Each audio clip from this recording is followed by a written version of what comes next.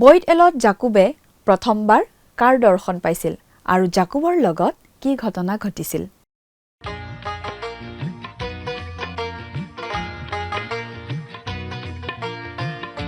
আজিৰে পবিত্ৰ ক্ষণতে উজলি উঠা খ্ৰীষ্টৰ জ্যোতি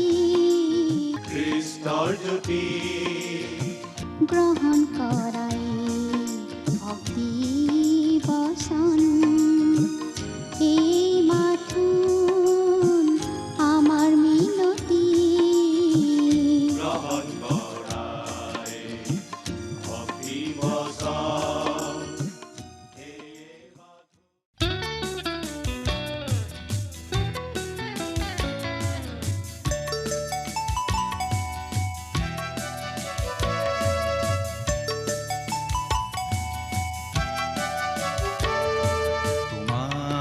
কাষলে আহিছো পিতা, আজি মোক জিৰণি দিয়া। তোমাৰ কৰোণা মাগিছো পিতা, তুমি মোক কাবতি লোৱা। তোমাৰ কাষলে আহিছো পিতা, আজি মোক জিৰণি দিয়া।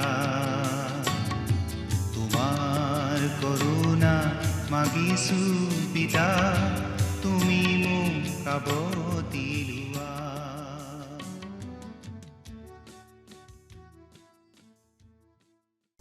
জয় জয়তে আমাৰ দৰ্শকসকললৈ মহান ত্ৰাণকৰ্তা প্ৰভু যীশুৰ নামত নমস্কাৰ জনাইছোঁ। এই ভক্তিবচন অনুষ্ঠানৰ যোগেৰে আপোনালোকক লগ পাই নথৈ আনন্দিত হৈছোঁ। এই ভক্তিবচন অনুষ্ঠান হৈছে ধাৰাবাহিক বাইবেল অধ্যয়নৰ অসমীয়া অনুষ্ঠান। গোটেই বাইবেল শাস্ত্ৰখনে আমি ইয়াত অধ্যয়ন কৰিম।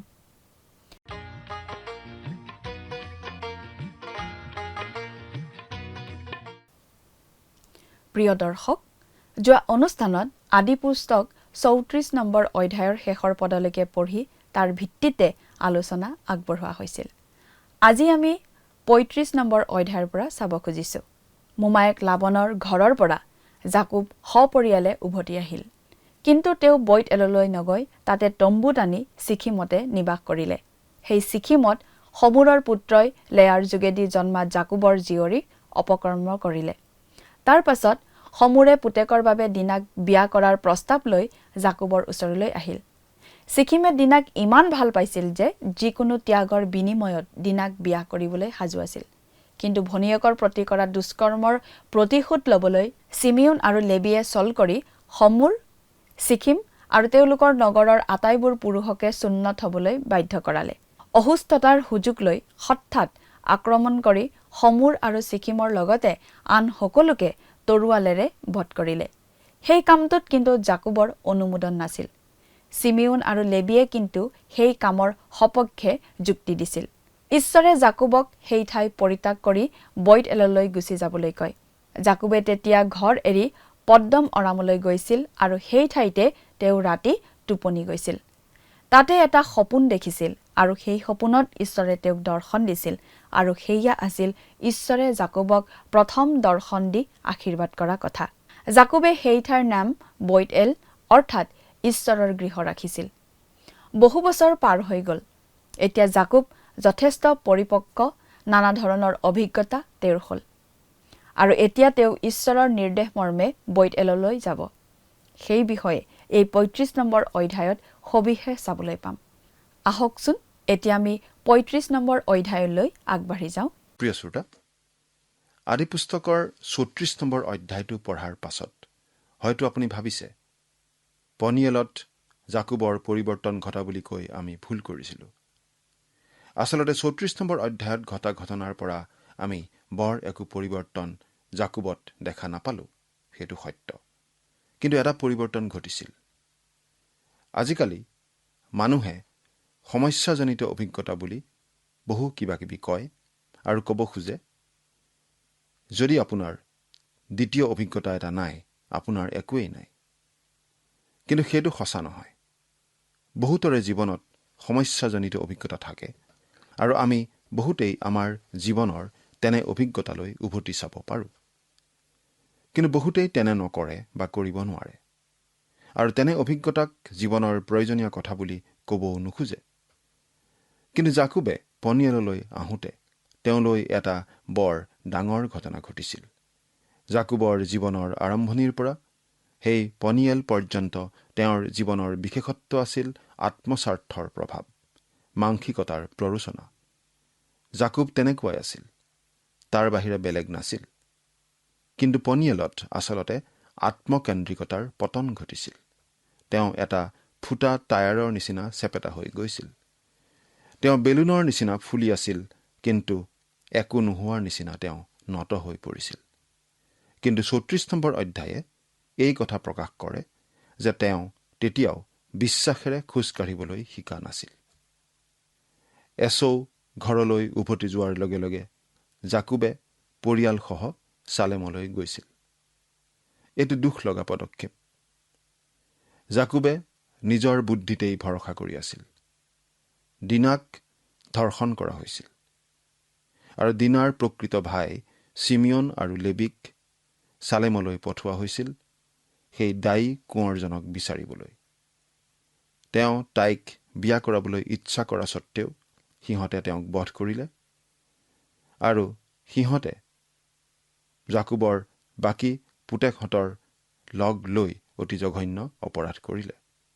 সিহঁতে নৰবধ কৰিলে। সিহঁত যেতিয়া ঘৰলৈ উভতি আহিল, জাকুবে ক'লে, তোমালোকে দেশত মোক বদনাম কৰিলা। বহুতো ব্যাখ্যাকাৰকৰ মতে জাকুবে চালেমত ৰৈ যোৱাটো ভুল হৈছিল। তাত আংশিকভাৱে আমিও হয় ভৰ দিওঁ। কিন্তু আমি সুধিব খোজো, জাকুব জানো বৈত-এলৰ বাবে সাজু হৈছিল? ঈশ্বৰে তেওঁক দিব খোজা অভিজ্ঞতাৰ বাবে তেওঁ জানো সাজু আছিল? নাই। ৩৪ নম্বৰ অধ্যায়ৰ দুখ লগা ঘটনাই প্ৰকাশ কৰে তেওঁ মাংসৰ জোৰতেই জীয়াই আছিল।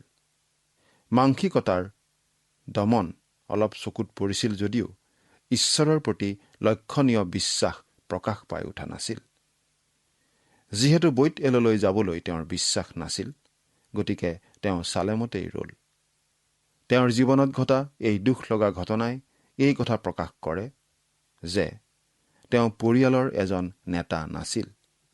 পৰিয়ালৰ নেতৃত্ব তেওঁ ল'ব পৰা নাছিল। তেওঁ পৰিয়ালত ল'ব লগা স্থান লোৱা নাছিল। তেওঁ আত্মিক বীৰ নাছিল, আৰু এই 11জন ল'ৰাক নিয়ন্ত্ৰণ কৰাটো তেওঁৰ দৰে অপ্ৰস্তুত মানুহজনৰ বাবে যথেষ্ট কঠিন আছিল।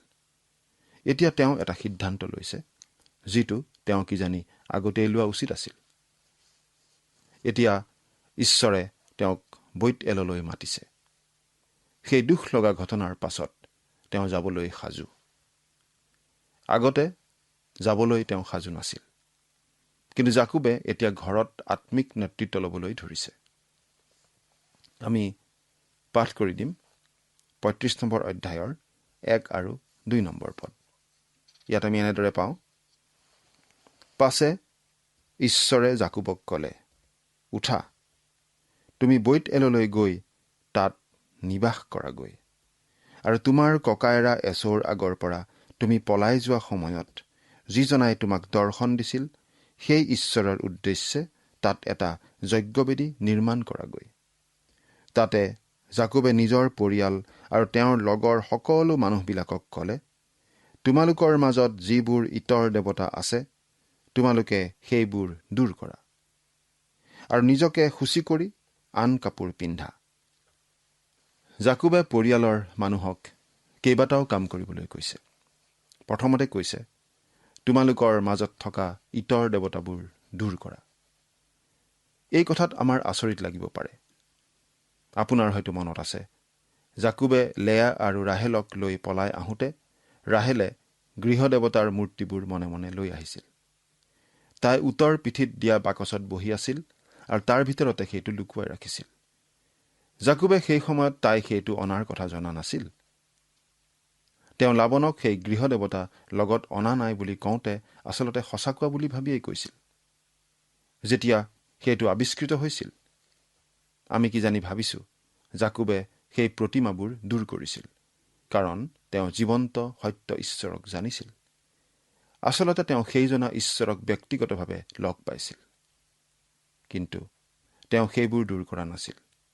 আৰু এতিয়া আমি দেখিছোঁ গোটেই পৰিয়ালে সেই ইটৰ দেৱতাৰ সেৱা কৰিছিল। প্ৰথমবাৰৰ বাবে জাকুবে আত্মিক নেতৃত্ব গ্ৰহণ কৰিছে আৰু কৈছে, আমি এই ইটৰ দেৱতাবোৰ, ভুৱা দেৱতাবোৰ দূৰ কৰোঁ আহা। অৰ্থাৎ তেওঁলোকে কৰিব লগা প্ৰথম কামটো হৈছে ভুল বস্তু আঁতৰ কৰা। বহুতো মানুহে সপ্তাহৰ 6 দিন আন দেৱতাৰ সেৱা কৰে আৰু ৰবিবাৰে প্ৰভুৰ সেৱা কৰিব খোজে। বহুতো ৰক্ষণশীল খ্ৰীষ্টীয় বিশ্বাসীও এনে ইটৰ দেৱতা আছে আৰু তেওঁলোকে আচৰিত হয়, কিয় ৰবিবাৰে তেওঁলোকৰ উপাসনা ইমান উত্তেজনাপূৰ্ণ নহয়, কিয় ইমান নিস্তেজ যেন হয়। প্ৰিয় শ্ৰোতা, ইটৰ দেৱতা আগতে দূৰ কৰিব লাগিব। আপোনাৰ বাবে সেইটো কি আমি নাজানো। হয়তো লোভ। বহুতো ব্যৱসায়ীয়ে টকাৰ প্ৰতি ইমান ভক্তি দেখুৱায়, কিন্তু দেওবাৰে প্ৰভুৰ প্ৰতি ইমান ভক্তি নাই। তাৰ পাছত আকৌ ভাবে তেওঁলোকৰ আত্মিক জীৱনতনো কি কাৰণ আছে।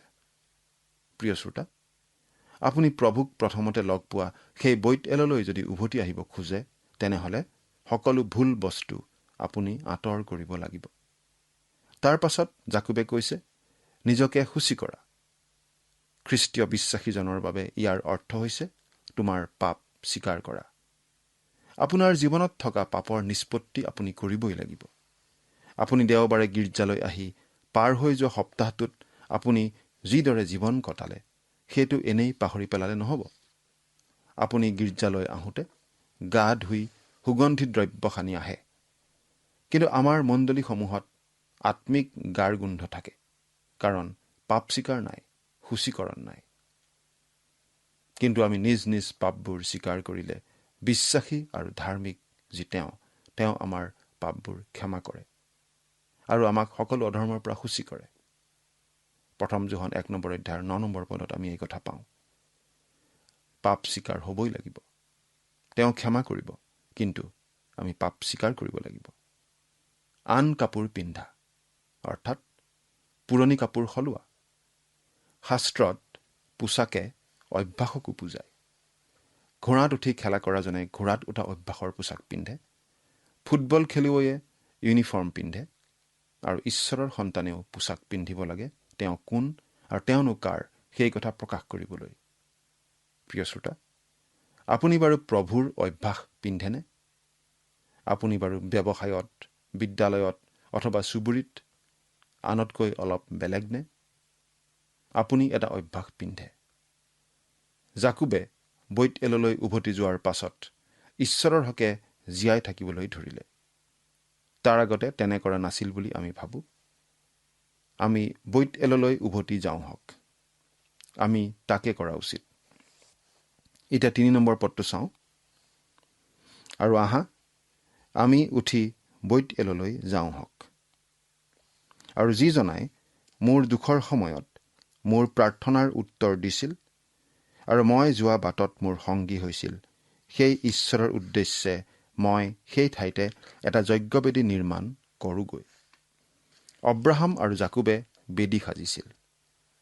এতিয়া জাকুবে বেদী সাজিব, ঈশ্বৰক ধন্যবাদ দিব। এতিয়া তেওঁ ঈশ্বৰৰ উদ্দেশ্যে এক সাক্ষী হ'ব।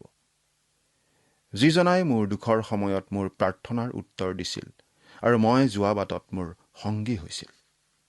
জাকুবে মনত ৰাখিছে, যেতিয়া তেওঁ কম বয়সীয়া ডেকা হিচাপে ঘৰৰ পৰা নিঃসংগ অৱস্থাত ওলাই আহিছিল, তেওঁ বৈত-এললৈ আহিছিল আৰু ঈশ্বৰ তেওঁৰ প্ৰতি সদয় হৈছিল। ঈশ্বৰে তেওঁক কৈছিল, মই তোমাৰ প্ৰতি বিশ্বস্ত হৈ থাকিম। বছৰ বাগৰি গ'ল, বহু বছৰ পাৰ হ'ল, কিন্তু ঈশ্বৰ সদায় প্ৰকৃত অৰ্থত বিশ্বস্ত হৈ থাকিল। এতিয়া ঈশ্বৰে কৈছে, তুমি বৈত-এললৈ যাব লাগে। তুমি য'ৰ পৰা আৰম্ভ কৰিছিলা তালৈ যাব লাগে। তুমি তাৰ পৰা আৰম্ভ কৰিব লাগিব। প্ৰিয় শ্ৰোতা, আমি বিশৃংখল, অমনোযোগী খ্ৰীষ্টিয়ান হিচাপে কটোৱা সময়খিনি আচলতে আমাৰ অপচয়। ঈশ্বৰে ইছৰাইলৰ সন্তানবোৰক মিছৰৰ পৰা ওলাই প্ৰতিজ্ঞাৰ দেশত প্ৰৱেশ কৰিবলৈ মাতিছিল। ঈশ্বৰে দেখা দি তেওঁলোকক তালৈ যাবলৈ কৈছিল, কিন্তু তেওঁলোক যোৱা নাছিল। 40 বছৰ তেওঁলোক ঘূৰি ফুৰিলে অনাই বনাই। পাছত ঈশ্বৰে যিহুছোৱাৰ আগত দেখা দি ক'লে, সেই দেশলৈ যোৱা, অৰ্থাৎ য'ত এৰিছিল তাৰ পৰাই তেওঁলোকে আকৌ আৰম্ভ কৰিছিল। তেওঁলোকে 40 বছৰ সময় অপচয় কৰিছিল। কিমান মানুহে যে তেওঁলোকৰ জীৱনৰ এনেকুৱা বহুমূল্য সময় অপচয় কৰি থাকে। কিমান মানুহে খ্ৰীষ্টিয়ান হিচাপে জীৱনৰ সময় অপচয় কৰি আছে, চিন্তা কৰি চাওকচোন। ইয়াত আমাৰ বাবে অতি জৰুৰী আত্মিক শিক্ষা আছে। আপোনাৰ কথা নাজানো, কিন্তু আমাৰ বহুতেই জাকুবৰ নিচিনা। গতিকে এই কথা আজি আমাৰ বাবে প্ৰযোজ্য। ঈশ্বৰক ধন্যবাদ যে তেওঁ নিজকে জাকুবৰ ঈশ্বৰ বুলিও কৈছে। সেই কথা মোৰ ভাল লাগে। তেওঁ যদি জাকুবৰ ঈশ্বৰ হ'ব পাৰে, তেওঁ মোৰ দৰে অধমৰো ঈশ্বৰ হ'ব পাৰে। নিশ্চয় সুন্দৰ কথা। এই অধ্যায়টো আমাৰ বাবে বৰ উৎসাহজনক। মন কৰক যে জাকুবে নিজৰ ঘৰত কৰ্তৃত্ব খটুৱাইছে। 4 নম্বৰ পদ। তাতে সিবিলাকে নিজৰ হাতত থকা আটাইবোৰ ইটৰ দেৱতা আৰু কাণৰ কুণ্ডলবোৰো জাকুবক দিলে। তেতিয়া জাকুবে সেই সকলোকে লৈ ছিকিমৰ ওচৰৰ এলা গছজোপাৰ তলতে পুতি থলে। সেই সময়ত কাণৰ কুণ্ডল সেৱা পূজাৰ সৈতে জড়িত আছিল। শাস্ত্ৰত এই বিষয়ে বহুখিনি কোৱা আছে। কাণৰ কুণ্ডলে তেওঁলোকক প্ৰতিমা পূজক বুলি চিনাকি দিয়ে। গতিকে সেইবোৰ আঁতৰ কৰিব খুজিছে। জাকুবে সেই সকলোকে লৈ ছিকিমৰ ওচৰৰ এলা গছজোপাৰ তলতে পুতি থলে, অৰ্থাৎ জাকুবে সেইবোৰ দূৰ কৰিলে, কাৰণ তেওঁলোকে এতিয়া এটা নতুন জীৱন আৰম্ভ কৰিব ধৰিছে। 5 আৰু 6 নম্বৰ পদ পঢ়ি দিম। পাছে সিবিলাকে যাত্ৰা কৰিলে। চাৰিওফালৰ নগৰবোৰত ঈশ্বৰৰ পৰা মহা ভয় উপস্থিত হোৱা হেতুকে তাৰ মানুহবোৰে জাকুবৰ পুত্ৰবিলাকৰ পাছত খেদি নগ'ল। এইদৰে জাকুব আৰু তেওঁৰ লগত থকা সকলো লোকবিলাক কনান দেশৰ লুজলৈ অৰ্থাৎ বৈত-এললৈ গ'ল। জাকুবে বৈত-এল নাম থোৱাৰ আগতে ঠাইখনৰ নাম আছিল লুজ। সেই সময়ত মানুহে লুজ বুলিহে জানিছিল, বৈত-এল বুলি নহয়। আমি কিন্তু আজি বৈত-এল বুলি জানো। 7 নম্বৰ পদ। আৰু তাতে তেওঁ এটা যজ্ঞবেদী নিৰ্মাণ কৰি সেই ঠাইৰ নাম এল বৈত-এল, বৈত-এলৰ ঈশ্বৰ ৰাখিলে, কিয়নো তেওঁ নিজ ককায়েকৰ আগৰ পৰা পলাই যোৱা সময়ত ঈশ্বৰে তাতে তেওঁক দৰ্শন দিছিল। এল বৈত, ঈশ্বৰৰ ঘৰ বুলি জাকুবে আগতে নাম দিছিল। এতিয়া তেওঁ এল বৈত-এল অৰ্থাৎ ঈশ্বৰৰ গৃহৰ ঈশ্বৰ বুলি কৈছে। ই জাকুবৰ জীৱনৰ আত্মিক বৃদ্ধি প্ৰকাশ কৰিছে। এতিয়া এটা মন কৰিবলগীয়া কথা আছে। 8 নম্বৰ পদ। পাছে ৰিবেকাৰ দবুৰা ধাত্ৰী মৰিলত বৈত-এলৰ নামনিত থকা এজোপা অল্লুন গছৰ তলত তাইক মৈদাম দিয়া হ'ল। তাতে সেই ঠাইৰ নাম অল্লুন বাখুত ক্ৰন্দন গছ হ'ল। এই সময়ত দবুৰা জাকুবৰ লগতেই আছিল। আমি ধৰিব পাৰোঁ যে মাক ৰিবেকাৰ ইতিমধ্যে মৃত্যু হৈছিল। কেতিয়া মৃত্যু হৈছিল সেই বিষয়ে শাস্ত্ৰই আমাক কোৱা নাই। বেচেৰা জাকুবে মাকক আৰু দেখা নাপালে। তাতকৈ মাকে যে তেওঁক আৰু দেখা নাপালে সেইটোহে বেছি দুখ লগা, কাৰণ মাকে কিছুদিনৰ বাবেহে জাকুবক ঘৰৰ পৰা পঠিয়াইছিল। সেই ধাত্ৰীগৰাকীয়ে কিজানি মাক ৰিবেকাৰ মৃত্যুৰ খবৰ লৈ আহিছিল আৰু জাকুবৰ লগত থাকিবলৈ আহিছিল। এতিয়া তেওঁৰ মৃত্যু হ'ল। 9 নম্বৰ পদ। পদ্দনৰামৰ পৰা জাকুব উভতি আহিলত ঈশ্বৰে তেওঁক পুনৰাই দৰ্শন দি আশীৰ্বাদ কৰিলে।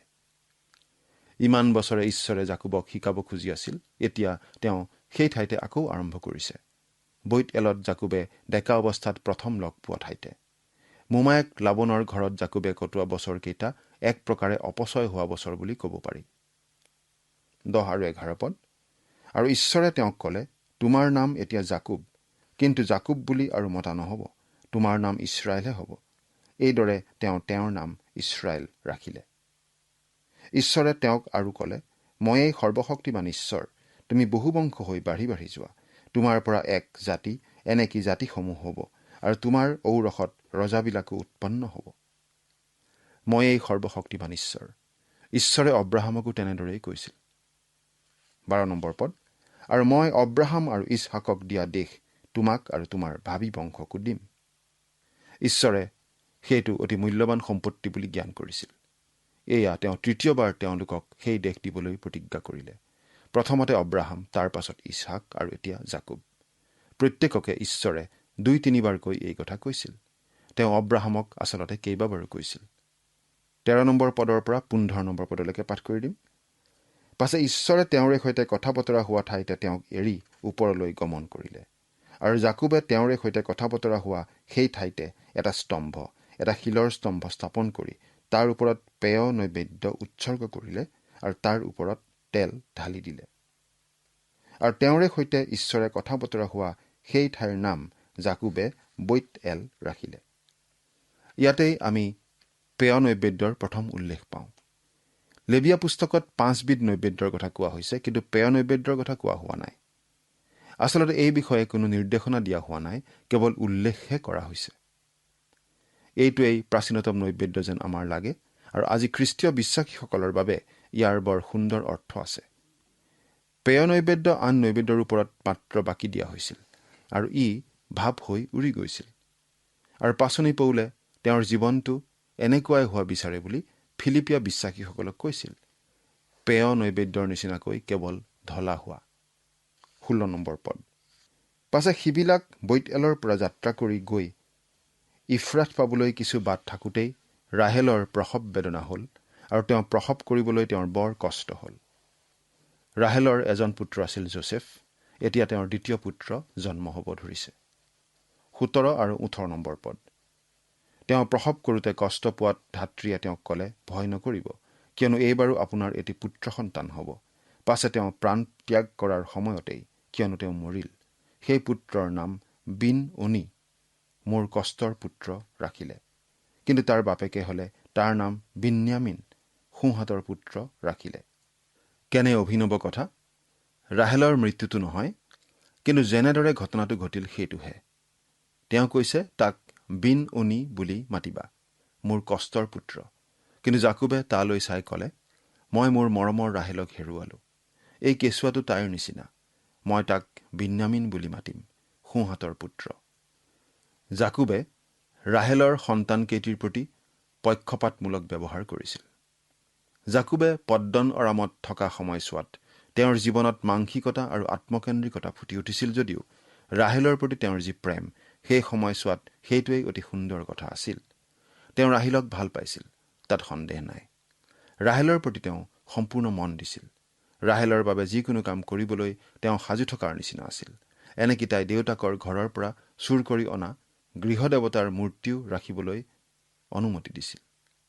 লেয়া বা আন কোনেও তেনে কৰিলে সাৰি যাব নোৱাৰিলেহেঁতেন নিশ্চয়। কিন্তু তেওঁ ৰাহেলক শিথিলতা দেখুৱাইছিল। তাই জাকুবক পুত্ৰ যোছেফ দিছিল আৰু এতিয়া দিলে বিন্যামিনক। এই দ্বিতীয় পুত্ৰৰ জন্মৰ সময়তে তাইৰ মৃত্যু হ'ল। তাৰ জীৱন মানে তেওঁৰ মৃত্যু। এইটো জাকুবৰ বাবে হৃদয় বিদাৰক কথা হৈছিল। আন পুতেক 10জন জাকুবৰ বাবে একো আনন্দৰ বিষয় নাছিল। ঈশ্বৰে কিজানি সকলো সময়তে তেওঁক মনত পেলাই দিছিল যে একাধিক ভাৰ্যা থকাটো পাপ। গোটেই কেইগৰাকী তেওঁক আচলতে নালাগে। অৱশ্যে ঈশ্বৰে নিজৰ কাম কৰিব।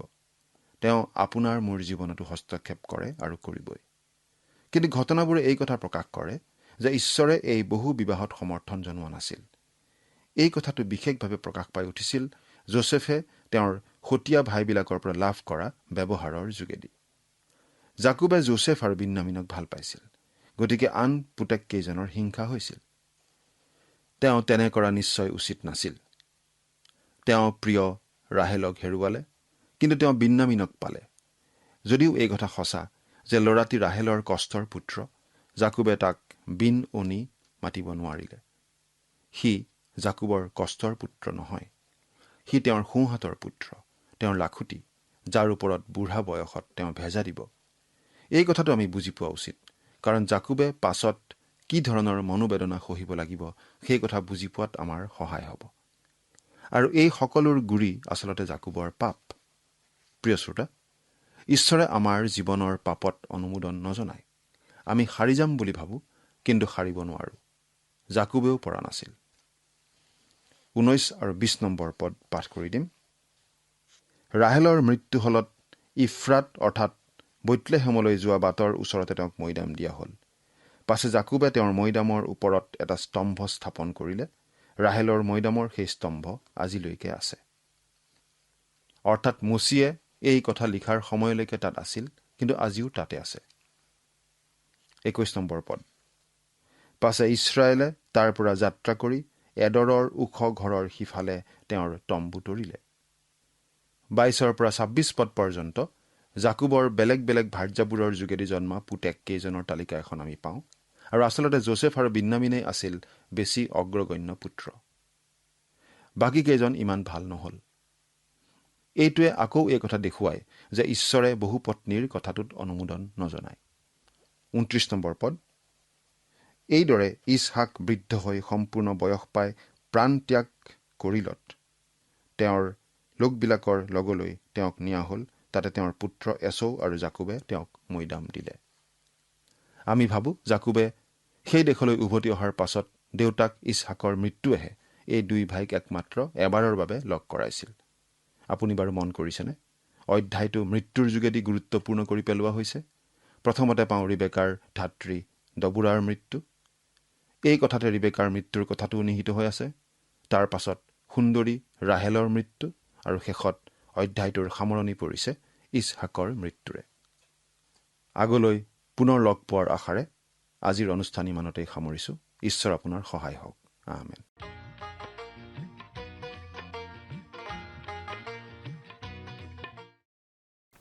জাকুবে বৈত এললৈ যোৱাৰ আগেয়ে পৰিয়ালৰ সকলোকে আৰু লগত থকা আন মানুহবোৰক কৈছিল তেওঁলোকৰ লগত থকা ইতৰ দেৱতাবোৰক দূৰ কৰিবলৈ আৰু নিজকে সূচী কৰি আন কাপোৰ পিন্ধিবলৈ, কাৰণ তেওঁলোক বৈতেল অৰ্থাৎ ঈশ্বৰৰ গৃহলৈ যাব। সেই বৈতেলতে প্ৰথমবাৰ জাকুবে ঈশ্বৰৰ দৰ্শন পাইছিল। বৈত এললৈ আহি জাকুবে এটা বেদী সাজি আৰু উপাসনা কৰিলে। ঈশ্বৰে অব্ৰাহামৰ আগত কৰা প্ৰতিজ্ঞাটো জাকুবৰ আগত আকৌ দোহাৰিছে। এই প্ৰতিজ্ঞাৰ দেশ তেওঁক দিম বুলি কৈছিল। অব্ৰাহামৰ পিছত ইছহাককো ঈশ্বৰে সেই একে প্ৰতিজ্ঞাই কৰিছিল। ৰিবেকাৰ ভাতৃ দবোৰাৰ মৃত্যু হয়। ৰিবেকাৰো ইতিপূৰ্বে মৃত্যু হোৱা বুলি আমি অনুমান কৰিব পাৰোঁ। জাকুবৰ অতি প্ৰিয় ৰাহেলেও বিন্যামিনক জন্ম দি মৃত্যুবৰণ কৰিলে আৰু সেয়া আছিল জাকুবৰ বাবে এটা অতি দুখৰ সময়। আৰু বিন্যামিন আছিল তেওঁৰ অতি মৰমৰ। 180 বছৰ বয়সত ইছহাকৰো মৃত্যু হয়। এছৌ আৰু জাকুবে পিতাকক সসন্মানে মৈদাম দিয়ে। মুঠতে আদিপুস্তক অধ্যায়ৰ এই 35 নম্বৰ অধ্যায়টোত 4টা মৃত্যুৰ কথা আমি পাওঁ। প্ৰিয় দৰ্শক, সময় হৈ আহিল। এতিয়া বিদায় মাগিছোঁ আপোনালোকৰ পৰা। পৰৱৰ্তী অনুষ্ঠানত আপোনালোকক পুনৰ লগ পাম বুলি আশা ৰাখিলোঁ। সামৰণিত আহক খন্তেক প্ৰাৰ্থনাত মূৰ দুৱাওঁ। স্বৰ্গত থকা অতি মৰমীয়াল দয়ালু পিতৃ ঈশ্বৰ, ধন্য হওক প্ৰভু তোমাৰ নাম। তোমাৰ যি পবিত্ৰ বাক্য সময়তে আমি অধ্যয়ন কৰিলোঁ, এই বাক্যৰ যোগেদি প্ৰভু যিমানসকল দৰ্শকসকল আছে তেওঁলোকে তোমাৰ বাক্যক বুজি পাইছে বুলি বিশ্বাস ৰাখোঁ আৰু সকলো সময়তে যাতে তেওঁলোকে প্ৰভু তোমাৰ বাক্যক আগত ৰাখি নিজৰ জীৱন যাতে পৰিচালনা কৰি চলিব পাৰে, তেনে আশীৰ্বাদ তেওঁলোকৰ জীৱনত প্ৰভু তুমি দান কৰিবা। এই সকলো যাচনা মহান ত্ৰাণকৰ্তা প্ৰভু যীশুখ্ৰীষ্টৰ নামত অৰ্পণ কৰিলোঁ। আমেন। যোৱা অনুষ্ঠানত প্ৰচাৰিত প্ৰশ্নটিৰ শুদ্ধ উত্তৰটো হৈছে অপশ্যন এ জাকুব। আজিৰ অনুষ্ঠানৰ ওপৰত আধাৰিত প্ৰশ্নটি হৈছে ৰাহেলৰ মৃত্যু হোৱা ঠাইডোখৰৰ নাম কি? অপশ্যন এ চেই, অপশ্যন বি চুকুট, অপশ্যন চি ইফ্ৰাট, অপশ্যন ডি লুজ।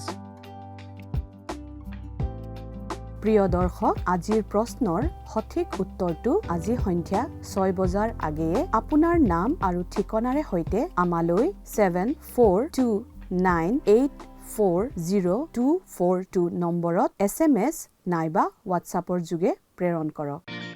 প্ৰিয় দৰ্শক, আপুনি যদি আমাৰ এই অনুষ্ঠানৰ যোগেদি আশীৰ্বাদপ্ৰাপ্ত হৈছে আৰু আমাৰ লগত কথা পাতিবলৈ বিচাৰিছে বা আপোনাক প্ৰাৰ্থনাৰ সহায়ো পৰামৰ্শ লাগে, তেন্তে আমালৈ 7429840242 এই নম্বৰত পোনপটীয়াকৈ ফোন কৰিব পাৰিব। ধন্যবাদ।